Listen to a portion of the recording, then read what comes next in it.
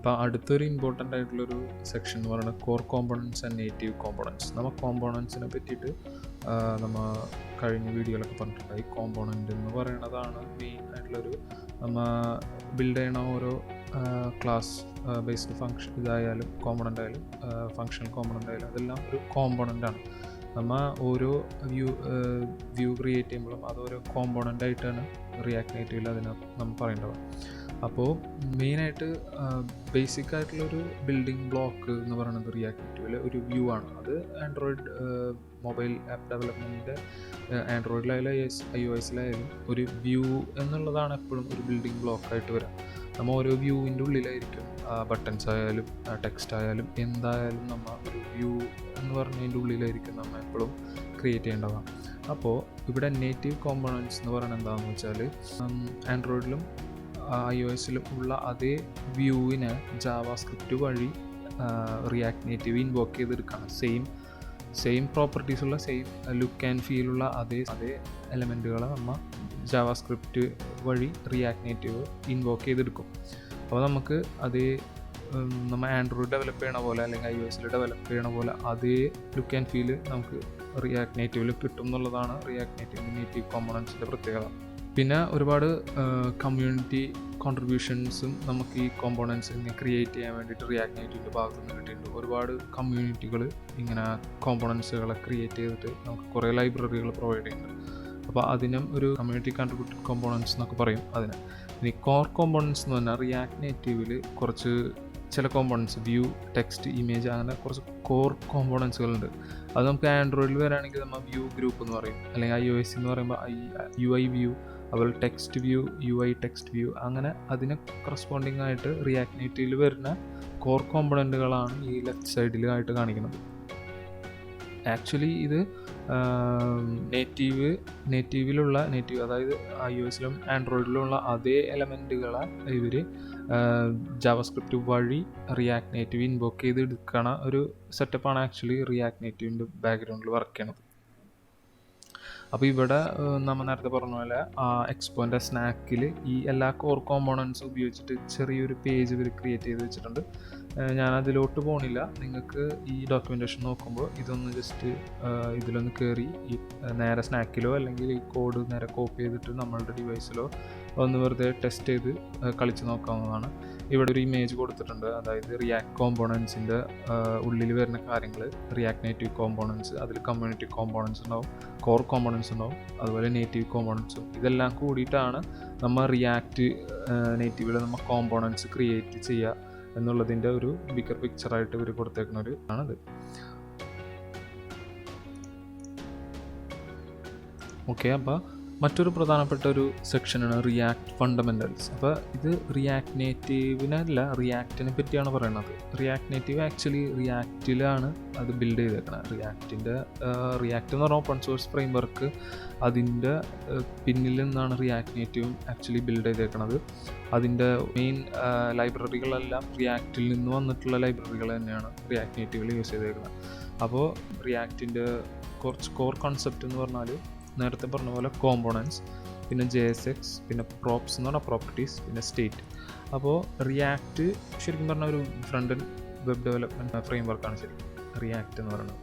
അപ്പോൾ അതിലും ഈ പറഞ്ഞ പോലെ കോമ്പോണൻസുകളായിട്ട് അതുപോലെ തന്നെയാണ് വരിക. പിന്നെ അതുപോലെ പ്രോപ്പർട്ടീസ് അതിലും ഉണ്ട്, സ്റ്റേറ്റും ഉണ്ട്.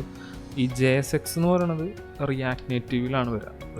JSX എന്ന് വെച്ചാൽ ജാവാസ്ക്രിപ്റ്റ് ആൻഡ് XML എന്നുള്ളതിൻ്റെ ഷോർട്ടാണ് JSX. നമ്മൾ റിയാക്ട് നേറ്റീവിൽ അതിൻ്റെ ഒരു നമ്മൾ UI ഒക്കെ ക്രിയേറ്റ് ചെയ്യുമ്പോൾ UI എലമെൻസും നമ്മൾ ഈ പറഞ്ഞ പോലെ നേറ്റീവ് കോർ എലമെൻസൊക്കെ നമ്മൾ ഇങ്ങനെ ഒരു JSX ഫോർമാറ്റിൽ ജാവാസ്ക്രിപ്റ്റും XML കൂടിയിട്ട് നമുക്ക് അങ്ങനെ ഒരു ഫോർമാറ്റിലാണ് നമ്മൾ റിയാക്ട് നേറ്റീവിൽ നമ്മൾ കോഡ് എഴുതേണ്ടത്. അപ്പോൾ അതാണ് ഈ ഒരു നാല് കാര്യങ്ങളാണ് ഒരു കോർ കൺസെപ്റ്റ് ഈ റിയാക്ട് നേറ്റീവിൻ്റെ ഇതിലുള്ളത്.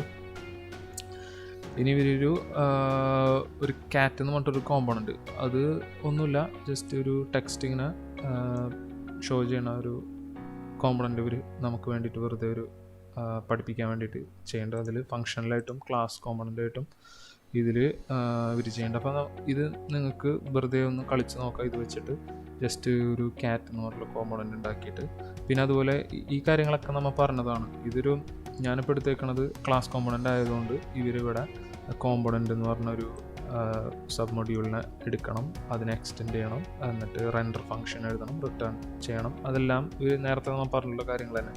ഫംഗ്ഷനിലാണെങ്കിൽ അതിനോട് അനുബന്ധിച്ചിട്ടുള്ള നമ്മൾ നേരത്തെ പറഞ്ഞ ഒരു ഫംഗ്ഷണൽ കോമ്പോണൻറ്റ് ക്രിയേറ്റ് ചെയ്ത പോലെ ഒരു കോൺസ്റ്റൻറ്റ് വേരിയബിൾ ക്രിയേറ്റ് ചെയ്തിട്ട് അതിൻ്റെ ഉള്ളിൽ നിന്നൊരു UIനെ റിട്ടേൺ ചെയ്ത് അതിനെ എക്സ്പോർട്ട് ചെയ്ത് അതാണ് ഇവിടെ മെയിനായിട്ട് കാണിക്കുന്നത്. അടുത്തതായിട്ട് ഇതിലുള്ളത് JSX ആണ്. JSX നമ്മൾ പറഞ്ഞ പോലെ റിയാക്റ്റിലും റിയാക്ട് നേറ്റീവിലും JSX ആണ് യൂസ് ചെയ്യുന്നത്. അതായത് അതിൻ്റെ എലമെൻറ്റുകൾ വ്യത്യാസം ഉണ്ടാവും. റിയാക്റ്റിലാകുമ്പോൾ HTML എലമെൻറ്റ്സ് ആയിരിക്കും യൂസ് ചെയ്യുക. റിയാക്ട് നേറ്റീവിലാകുമ്പോൾ നേരത്തെ പറഞ്ഞ പോലെ റിയാക്ട് നേറ്റീവിൻ്റെ കോർ എലമെൻറ്റ്സ് അല്ലെങ്കിൽ കമ്മ്യൂണിറ്റി എലമെൻറ്റ്സ് അങ്ങനത്തെ എലമെൻറ്റ് ടെക്സ്റ്റ് വ്യൂ അങ്ങനത്തെ എലമെൻറ്റ്സ് ആയിരിക്കും യൂസ് ചെയ്യുക. പക്ഷേ രണ്ടിലും JSX തന്നെയാണ് യൂസ് ചെയ്യുന്നത്. അതായത് ജാവാസ്ക്രിപ്റ്റും അതുപോലെ XML അല്ലെങ്കിൽ HTMLൻ്റെ ഒപ്പം തന്നെ നമുക്ക് ജാവാസ്ക്രിപ്റ്റും കൂടി എഴുതാൻ പറ്റും. അല്ലെങ്കിൽ നമ്മളുടെ റിയാക്ട് നേറ്റീവ് കോർ കോമ്പോണൻസിൻ്റെ ഒപ്പം തന്നെ ജാവാസ്ക്രിപ്റ്റും കൂടെ എഴുതാം. അതായത് നമുക്ക് വേരിയബിൾസ് അതിൽ യൂസ് ചെയ്യാം. അതുപോലെ അങ്ങനെ ഇപ്പോൾ ഇവിടെ നിങ്ങൾക്ക് ഈ ഒരു കോഡിൽ നിങ്ങൾക്ക് ശ്രദ്ധിച്ചാൽ കാണാൻ പറ്റും. ഇവിടെ ഒരു വേരിയബിൾ നെയിം എന്ന് പറഞ്ഞ് ക്രിയേറ്റ് ചെയ്തു. എന്നിട്ട് ഇവിടെ ആ ടെക്സ്റ്റിൻ്റെ ഉള്ളിൽ ആ കേളി ബ്രേസ്, ഇങ്ങനെ ഒരു കേളി ബ്രേസ് വെച്ചിട്ടായിരിക്കും നമ്മൾ ജാവാസ്ക്രിപ്റ്റിൻ്റെ ഉള്ളിൽ എഴുതുന്നത്. ഇതിൻ്റെ ഉള്ളിൽ അവർ ആ വേരിയബിളിനെ യൂസ് ചെയ്തിട്ട് കാണാൻ പറ്റും. അപ്പോൾ അങ്ങനെ ഒരു ഫങ്ഷനാലിറ്റി റിയാക്ട് നേറ്റീവും റിയാക്റ്റിലും ഉണ്ട്. അതുപോലെ ഇവിടെ കാണിക്കുന്നത് ഒരു ഫംഗ്ഷൻ തന്നെ നമുക്ക് വിളിക്കാൻ പറ്റും. അതായത് ഇപ്പോൾ ഇവിടെ അവർ വേരിയബിളല്ല, അവിടെ മുകളിലൊരു ഫംഗ്ഷൻ ക്രിയേറ്റ് ചെയ്തിട്ട് ആ ഫംഗ്ഷൻ അവർ നേരിട്ട് ഇവിടെ വിളിക്കുകയാണ് ചെയ്യണത്. അപ്പോൾ ഭയങ്കര ഒരു യൂസ്ഫുള്ളായിട്ടുള്ള ഒരു സംഭവമാണ് ഈ JSX എന്ന് പറയുന്നത്.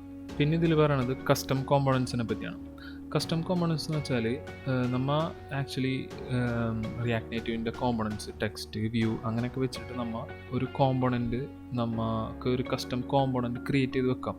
അതായത് നേരത്തെ പറഞ്ഞ പോലെ നമുക്കൊരു ക്ലാസ് ഫോർമാറ്റിലോ അല്ലെങ്കിൽ ഫങ്ഷണൽ ഫോർമാറ്റിലോ ഒരു കോമ്പോണൻറ്റ് ക്രിയേറ്റ് ചെയ്ത് വെച്ചിട്ട് നമുക്ക് ആ സെയിം കോമ്പോണൻറ്റിനെ നമുക്ക് പല സ്ഥലത്തും പല തരത്തിൽ പല പ്രോപ്പർട്ടികൾ വെച്ചിട്ട് നമുക്കതിനെ യൂസ് ചെയ്യാൻ പറ്റുന്ന ഒരു ടെക്നിക്കാണ് കസ്റ്റം കോമ്പോണൻസ്. ഞാനത് ഇവിടെ സ്നാക്കിൽ ഒരു എക്സാമ്പിൾ കൊടുത്തിട്ടുണ്ട്. ഞാനതുപോലെ കോഡ് ചെയ്ത് കാണിച്ചു തരാം. അപ്പോൾ ഇവിടെ നമ്മുടെ നേരത്തെ ഹലോ വേൾഡ് ആപ്ലിക്കേഷൻ ഉണ്ട്. നമുക്ക് ഇതുമ്മൽ കൂടെ തന്നെ ഒന്ന് മോഡിഫിക്കേഷൻ ചെയ്തിട്ട് നമുക്ക് കസ്റ്റം കോമ്പോണൻസ് എങ്ങനെയാണ് വർക്ക് ചെയ്യണം നോക്കാം. അപ്പോൾ ഞാനിവിടെ ആദ്യം ഒരു ഫോൾഡർ ക്രിയേറ്റ് ചെയ്യണം, കോമ്പോണൻസ് എന്ന് പറഞ്ഞിട്ട്. ഈ കോമ്പോണൻസിൻ്റെ ഉള്ളിൽ ഞാൻ വേറൊരു നമ്മളെ കസ്റ്റം കോമ്പോണൻറ്റ് നമുക്ക് എത്ര വേണമെങ്കിലും കസ്റ്റം കോമ്പോണൻസ് നമുക്ക് ഉണ്ടാക്കാം. ഞാനിപ്പോൾ ഒരു കോമ്പോണൻറ്റ് ഇവിടെ ഉണ്ടാക്കാൻ പോകണം. അതിൻ്റെ പേര് ഇപ്പോൾ animal.js ആണ് വിചാരിക്കുക. അതായത് ഇതൊരു കസ്റ്റം കോമ്പോണൻ്റ് ആയിരിക്കും. നമുക്കിതിനെ എന്നിട്ട് റീയൂസ് ചെയ്യാൻ പറ്റും. ഞാനത് എങ്ങനെയാണ് വർക്ക് ചെയ്യണമെന്ന് വെച്ചുതരാം.